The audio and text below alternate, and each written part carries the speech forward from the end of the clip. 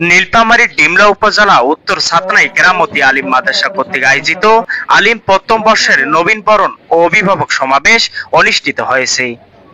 এতে প্রধান আলোচক হিসেবে বক্তব্য পেশ করেন নীলফামারী জেলা জামাত ইসলামীর আমির ও নীলফামারী ১ ডোমার ডিমলা আসন্ন জাতীয় সংসদ সদস্য পদপ্রার্থী অধ্যক্ষ মাওলানা আব্দুস সাত্তার। এ সময় অধ্যক্ষ মাওলানা আব্দুস সাত্তার শিক্ষার্থীদের বলেন, এই প্রতিষ্ঠান থেকে আগামী দিনে সৎ আদর্শের নেতৃত্বে গড়ে উঠবে এই প্রত্যাশা করি।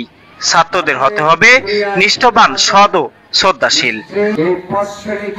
তিনি শিক্ষকদের উদ্দেশ্যে বলেন, আপনাদের দায়িত্ব সততা নিষ্ঠার সঙ্গে পালন করতে হবে। তিনি আরো বলেন, ছাত্রছাত্রীদের পড়াশোনায় মনোনিবেশ তৈরি করতে হবে। দিন জ্ঞান নৈতিক শিক্ষা অর্জন করে দেশের সেবায় আত্মনিয়োগ করতে হবে। জনপদের একটি ঐতিহ্যবাহী শিক্ষা প্রতিষ্ঠান হিসেবে বাংলাদেশে পরিগণিত হবে প্রত্যাশা রাখছি। এলাকার মানুষ যে উচ্ছ্বসিতভাবে অধ্যক্ষ মহোদয় সহ কমিটি বৃন্দ, শিক্ষক মন্ডলী আন্তরিকতার সাথে কাজ করছেন।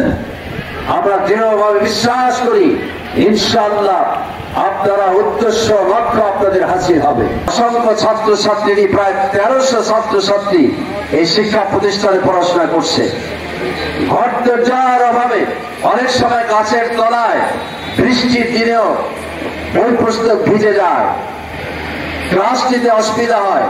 আবার বলা হয় আপনি উপলব্ধি করতে পারবেন ইনশাআল্লাহ আপনার একটি লেখনী শক্তির মাধ্যমে এই উত্তর জনপদে একটি ৪ তলা ভবন যদি প্রতিষ্ঠিত হয়, এলাকার মানুষ, অত্র এলাকার প্রিয় শিক্ষার্থী বৃন্দ উপকৃত হবে এবং দিনী শিক্ষা বিস্তারের ক্ষেত্রে আরো বেশি express of the village, express of the Northern, তার মানে আরো বর্তিকা সরিয়ে দিনের মশাল অত্র এলাকায় প্রজ্বলিত হবে, এই প্রত্যাশা রাখছি।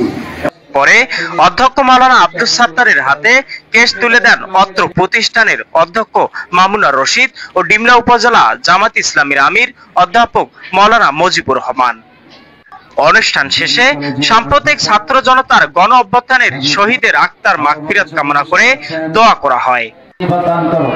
আল্লাহ তাআলা বিভিন্ন বরেণ্য অতিথি রয়েছেন, বিভিন্ন রাজনৈতিক ব্যক্তিবর্গ রয়েছেন, ওলামায়ে কেরাম রয়েছেন। দোয়া পরিচালনা করেন ডিমলা উপজেলা জামাত ইসলামীর আমির অধ্যাপক মজিবুর রহমান। বাংলাদেশের মুসলমানরা আমরা চলতে পারছি না।